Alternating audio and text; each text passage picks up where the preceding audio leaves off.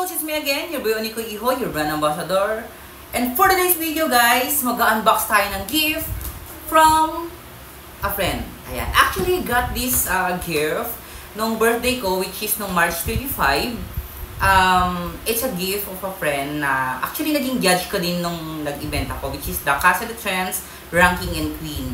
So, isa siya sa mga judges ko. 6 na judges ko actually. So, isa siya doon.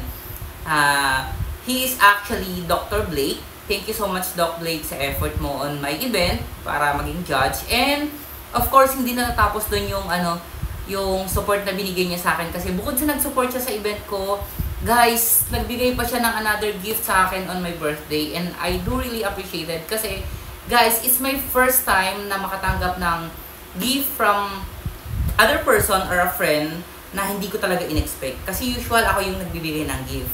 So, without further ado, buksan na natin para makita natin. Kasi, actually, ilang araw na siyang nakatenga dito sa bahay. Hindi ko pa siya nabubuksan kasi naging busy din ako.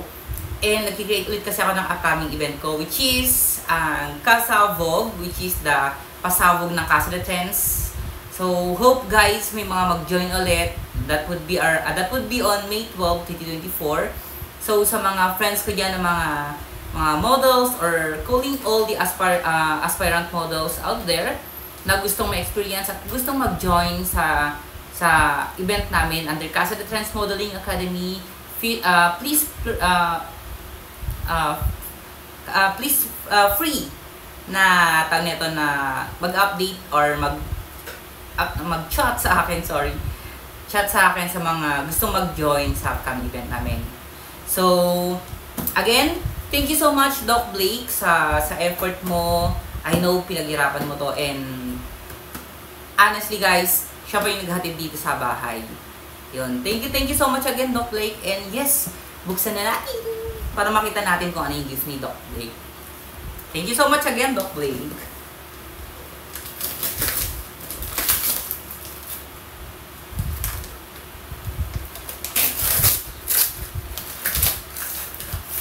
It's a shoes from Milano.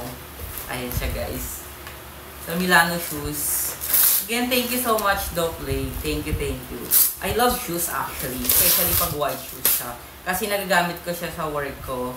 And everyone knows guys na ang work ko sa brand ambassador from Cetaphil and other brands, of course. So napaka-importante sa akin yung mga shoes, especially white shoes. Kasi yun yung usual na mga ginagamit ko sa work. And of course, boots naman para sa mga sa mga events ko. So, pag may guesting o kaya may competition. Also, meron akong upcoming competition that would be on May 19. Guys, support nyo din ako. So, bukod po sa upcoming event ko under Casa de Trends, meron din akong, sumasali din ako sa mga ibang competition. Again, I have here the Milanos or the Milano shoes. Thank you so much again, Doc. Ang ganda. Box pa lang.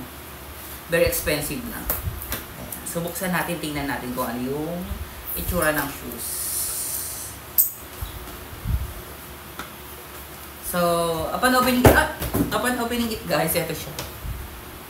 Yun, nahulog siya. So, here, oh God, it's a Gamusa shoes. Oh, shucks, ang ganda. Ayan siya guys, oh. It's a Milano shoes. But, akala ko may nakalagay pang price. Ito siya guys, ang ganda. Surely magagamit ko to sa work. So, hindi man siya totally white, at least may touch of white siya. Magagamit ko siya sa mga projects ko under Cetaphil or other brand.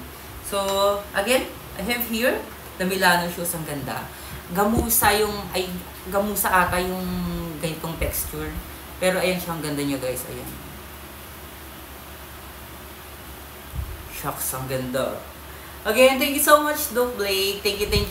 I really appreciate it. Magagamit ko to, promise. Thank you. Till next vlog. Thank you so much, Dr. Blake.